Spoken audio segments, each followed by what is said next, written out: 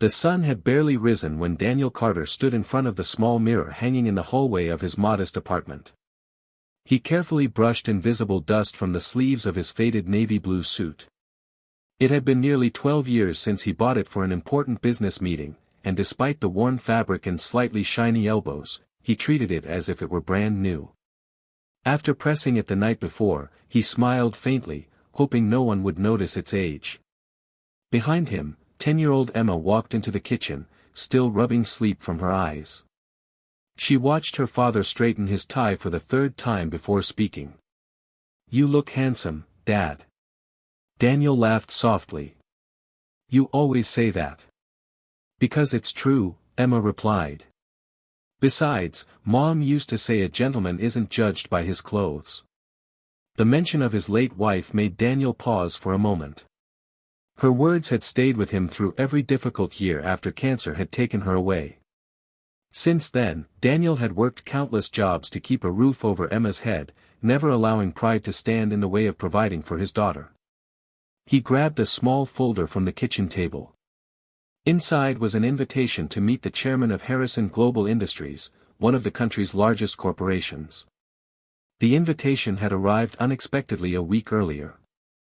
It didn't explain much, only that the chairman personally requested Daniel's attendance at the company's headquarters that morning. Daniel had almost thrown it away, convinced it had been sent by mistake. Emma smiled as she handed him a neatly packed lunch. "You'll do great." "I hope so." He kissed her forehead before leaving the apartment. Nearly an hour later, Daniel stood outside the towering glass headquarters of Harrison Global Industries. The building stretched high into the skyline, reflecting the morning sunlight like a monument to success. Luxury cars lined the entrance as executives dressed in expensive tailored suits hurried through revolving doors while assistants carried briefcases behind them. Daniel looked down at his polished but aging shoes. "They've still got one more day in them," he whispered to himself. Taking a deep breath, he stepped inside. The marble lobby sparkled beneath crystal chandeliers. Employees moved confidently between elevators while visitors chatted over fresh coffee in the reception lounge. Daniel immediately noticed people glancing at him. Some looked away politely. Others stared just long enough to notice the wrinkles in his old suit before whispering to one another. The receptionist offered a courteous smile. "May I help you, sir?" Daniel handed over his invitation. "I believe I'm expected." She read the letter, her expression changing to surprise. "One moment, please." Before she could make the call, laughter echoed across the lobby. A group of senior executives entered alongside the company's young CEO, Ethan Brooks. At only 38 years old, Ethan had built a reputation for aggressive leadership and impeccable style. Every detail of his appearance reflected wealth and confidence. As he walked toward the elevators, his eyes landed on Daniel. He slowed. His smile disappeared. Looking Daniel up and down, Ethan spoke loudly enough for everyone nearby to hear. "Security must be slipping." The lobby fell quiet. Ethan folded his arms. "This building hosts billion-dollar meetings," he said with a smirk. "Not charity drives." A few nervous employees chuckled while others lowered their eyes in discomfort. Daniel remained silent, gripping the folder in his hands. Ethan stepped closer, his gaze fixed on the worn suit. "That $20 outfit tells me you're in the wrong place." The words echoed through the marble lobby. Without raising his voice or showing anger, Daniel simply met the CEO's eyes with calm dignity. "I believe I'm exactly where I was invited to be." The confidence in his answer surprised everyone, but no one could have imagined that within moments, the entire balance of power inside Harrison Global Industries was about to change. The silence was broken by the sound of the main entrance opening. Every employee instinctively turned toward the doors. Walking inside was Richard Harrison, the 80-year-old chairman of Harrison Global Industries. Though age had slowed his steps, his presence still commanded instant respect. Conversation stopped. Executives straightened their jackets. Assistants lowered their voices. Even Ethan Brooks, the confident CEO, quickly adjusted his posture. "Good morning, Mr. Harrison," several employees greeted almost in unison. Richard acknowledged them with a brief nod, but his eyes were searching for someone. Then they settled on Daniel. His face immediately softened into a warm smile. "There you are," Richard said, his voice filled with genuine relief. "I've been waiting for you." The entire lobby froze. Instead of approaching the CEO, the chairman walked directly toward the man in the worn navy suit. Daniel smiled politely. "Good morning, Richard." The employees exchanged stunned glances. No one, not even the board members standing nearby, had ever heard anyone address the chairman by his first name. Richard reached Daniel and extended both hands, shaking his hand warmly. "I'm so glad you came." "I wasn't sure I should," Daniel admitted. "I thought perhaps the invitation had been sent by mistake." Richard chuckled. "I personally signed it. There was never any mistake." Behind them, Ethan's confident expression slowly faded. He looked from Daniel to Richard, trying to understand what he was seeing. Finally, he stepped forward. "Mr. Chairman, do you know this gentleman?" Richard turned slowly. His smile disappeared the moment he noticed Daniel's uncomfortable expression, and the security guard standing only a few feet away. "I do," Richard answered calmly. His eyes moved to Ethan. "What happened here?" The question was simple, but the tension in the room became almost unbearable. No one spoke. The receptionist looked down. Several employees avoided eye contact. Ethan forced a smile. "It was just a misunderstanding. We weren't sure he belonged here." Richard glanced toward Daniel's old suit, then back at Ethan. "So you decided that based on what he was wearing?" Ethan hesitated. "Well, appearances matter when representing the company." Richard remained silent for several seconds. When he finally spoke, his voice was calm, but every word carried unmistakable authority. "The quickest way to expose poor leadership is to judge character before asking a single question." No one dared interrupt. Richard turned back toward Daniel. "I owe you an apology." Daniel gently shook his head. "There's nothing to apologize for. People make assumptions every day." "Perhaps," Richard replied. "But assumptions have consequences." He then addressed everyone gathered in the lobby. "I want every executive to join us in the boardroom immediately." The order echoed through the marble hall. No one questioned it. As Richard and Daniel began walking toward the private executive elevators, dozens of employees watched in complete disbelief. Whispers spread across the lobby. "Who is he? How does he know the chairman? Why would Mr. Harrison apologize to him?" Even Ethan followed silently, his confidence replaced by growing uncertainty. For the first time since becoming CEO, he realized he knew almost nothing about the quiet man in the $20 suit. And as the elevator doors closed behind them, Richard looked at Daniel with a grateful smile. "It's time everyone learned the truth." Daniel took a slow breath. "I never wanted recognition." Richard nodded. "I know. But some stories aren't told to honor the past." He looked toward the silent executives standing inside the elevator. "They're told to teach the future." The executive boardroom on the top floor overlooked the entire city. Floor-to-ceiling windows bathed the room in morning light, reflecting off the polished oak conference table where Harrison Global Industries' most powerful leaders gathered. Usually, meetings in this room focused on billion-dollar investments and corporate strategy. Today, however, every eye was fixed on one man wearing an old navy blue suit. Daniel Carter quietly took a seat near the end of the table. Richard Harrison remained standing. "I've called this meeting," the chairman began, "because every leader in this company needs to remember what kind of people built it." The room fell silent. Richard picked up a framed photograph that had been resting on a side cabinet. It showed a much younger Daniel standing beside him inside a factory, both smiling proudly.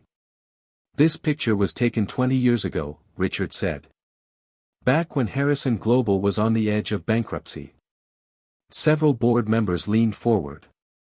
Only a handful had ever heard stories about those difficult years. At the time, Richard continued, our competitors had developed faster technology, investors were leaving, and banks were preparing to pull their support. We had weeks, perhaps days, before this company would collapse. He placed the photograph on the table. Then Daniel walked into my office. The chairman smiled at the memory. He wasn't wearing an expensive suit back then either. A few nervous smiles appeared around the room. He carried nothing more than a notebook filled with ideas. Richard looked toward Daniel. He had spent months designing a revolutionary production system that reduced manufacturing costs by nearly 40% while improving product quality. Several executives exchanged surprised looks. Our engineers told me it couldn't be done, Richard said. Daniel proved every one of them wrong. The chairman pressed a button on the conference screen. Old newspaper headlines appeared. Unknown engineer saves Harrison Global. Company avoids bankruptcy after major innovation. Richard pointed toward the headlines. Most people never learned the engineer's name. He looked directly at Daniel. Because he asked me to keep it that way. Ethan Brooks frowned. You never took credit. Daniel smiled gently. I wasn't interested in fame. I simply wanted the company to survive. Richard nodded. And it wasn't just the company. He opened another folder. Daniel refused a multi-million-dollar bonus. The room erupted with murmurs. A bonus? One director asked. Richard answered quietly. Almost $12 million. Every face turned toward Daniel. I accepted only enough to pay my team's salaries, Daniel explained. The rest stayed with the company. People would have lost their jobs otherwise. The room became silent once again. Richard's expression grew more serious. Not long afterward, Daniel's wife was diagnosed with cancer. Daniel lowered his eyes.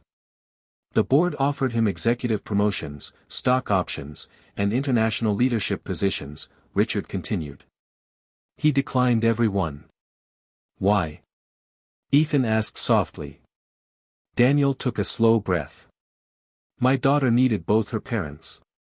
My wife needed someone beside her every day.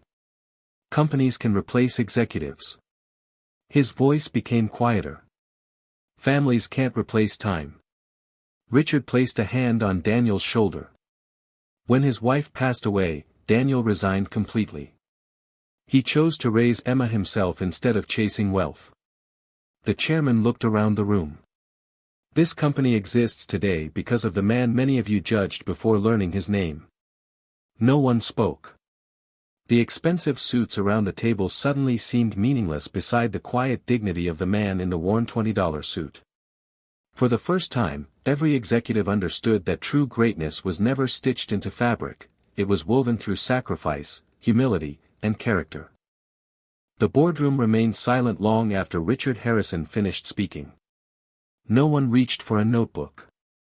No one checked a phone. The executives who had entered the room expecting another routine meeting now sat with lowered eyes, reflecting on how quickly they had judged a man by the price of his clothing. At the head of the table, Ethan Brooks felt every pair of eyes on him. For the first time in his career, he had no confident speech prepared. Richard slowly returned to his chair, but his gaze never left the young CEO. Ethan, he said calmly, when I appointed you CEO 3 years ago, I believed you had the intelligence to lead this company. Ethan swallowed hard. I still believe you have that intelligence. Richard paused. But intelligence without humility becomes arrogance. And arrogance destroys organizations faster than bad markets ever will. The words landed heavily. Several board members nodded in quiet agreement. Richard continued, this morning you judged a man before asking his name. You assumed his value based on the cost of his suit. If you'll do that to a guest personally invited by the chairman, imagine how many employees you've overlooked simply because they didn't fit your image of success. Ethan lowered his head. I was wrong. The chairman's expression softened slightly. Being wrong isn't what concerns me. He leaned forward. Refusing to learn from it would. The room remained still. After a long moment, Ethan stood from his chair and walked slowly toward Daniel. The confident stride that usually filled boardrooms was gone. Instead, his steps carried the weight of genuine regret. Stopping beside Daniel, he took a deep breath. "Mr. Carter," he began, "I've spent years believing leadership meant projecting strength, confidence, and perfection." He shook his head. "This morning I proved I didn't understand leadership at all." Without hesitation, Ethan extended his hand. "I judged you by your appearance instead of your character. I embarrassed you in front of my employees and failed to represent the values this company was built upon." His voice cracked slightly. "I'm sincerely sorry." Every executive watched in silence. Daniel looked at Ethan for several seconds before standing. Instead of leaving the CEO's hand hanging, he shook it firmly. "Thank you," Daniel said with a gentle smile. Relief crossed Ethan's face, but Daniel wasn't finished. "We all make mistakes." The room listened carefully. "The real measure of a person isn't whether they fail." He glanced around the table. "It's whether they choose pride, or growth afterward." Richard smiled quietly. Daniel continued, "When my daughter was little, she'd often fall while learning to ride her bicycle. She'd scrape her knees, cry for a minute, then climb back on." He looked at Ethan. "I never praised her for falling." A few executives smiled. "I praised her because she got back up determined to become better." The tension in the room slowly faded. Richard rose once more. Today's lesson wasn't only for Ethan. His eyes swept across every executive. "It's for every one of us." He pointed toward the large company values engraved on the wall: integrity, respect, excellence, ***. We've spent years talking about these words. Then he looked toward Daniel. Today, we finally witnessed what they actually look like. One by one, the board members stood to their feet. Soon the entire room followed. The applause began quietly but grew stronger with every passing second. It wasn't applause for wealth. It wasn't applause for power. It was for a man who had proven that the finest thing anyone could ever wear was integrity, and no price tag in the world could ever match its value. The applause slowly faded, but the feeling it created lingered throughout the boardroom. Daniel stood quietly, almost uncomfortable with the attention. He had never sought recognition, and after years of living a simple life, standing before a room full of executives felt far less important than picking up his daughter from school that afternoon. Richard Harrison smiled as he stepped forward one final time. "There is one more reason I asked Daniel to come here today." The room became silent again. For several months, the board and I have been discussing the future of Harrison Global Industries. We don't just need better technology or larger profits. He paused. We need better leaders. Richard turned toward Daniel. I asked him to return, not as an executive chasing titles or wealth, but as senior advisor for leadership and culture. A murmur spread across the room. The position had never existed before. Daniel looked surprised. "Richard. I told you I wasn't interested in running a company." "I know," Richard replied with a smile. "That's exactly why you're the right person." Laughter gently filled the room. "You've spent your life proving that leadership is about serving others, not standing above them." Daniel thought for a long moment before answering. "I'll accept." The executive smiled, and Richard nodded with quiet satisfaction. "But," Daniel continued, "I have one condition." "Name it." "I want this company to create opportunities for people who are often overlooked." He looked around the room. Single parents. Veterans rebuilding their lives. People returning to work after caring for loved ones. Men and women whose talent is ignored because someone judged them before hearing their story. Richard's eyes brightened. "Done." The board unanimously approved the proposal. Within weeks, Harrison Global launched the Second Chance Leadership Initiative, offering scholarships, paid training programs, flexible work schedules, and mentorship for hardworking individuals facing difficult circumstances. The program quickly became one of the company's proudest achievements, inspiring businesses across the country to adopt similar initiatives. Ethan Brooks embraced the changes wholeheartedly. He began holding monthly meetings with employees from every department, listening instead of lecturing. He learned the names of janitors, receptionists, technicians, and interns, recognizing that every role contributed to the company's success. Over time, employees no longer respected him simply because he was the CEO, they respected him because he had become a leader who valued people. That evening, Daniel arrived at Emma's school just as the final bell rang. She ran into his arms with her familiar smile. "So, how did your meeting go?" she asked. Daniel chuckled. "It turned out to be a little more interesting than I expected." Emma noticed he was still wearing the same old navy blue suit. "You know," she teased, "I think it's becoming famous." Daniel laughed. "Maybe." As they walked home hand in hand, he glanced down at the worn fabric. He could easily afford a new suit now, but he knew he would keep this one. Not because it was valuable. Because it reminded him that people would always have a choice, to judge others by appearances or to discover the character hidden beneath them. And in the end, the greatest thing anyone could ever wear was never an expensive suit. It was humility, kindness, and the courage to treat every person with respect, no matter what they looked like.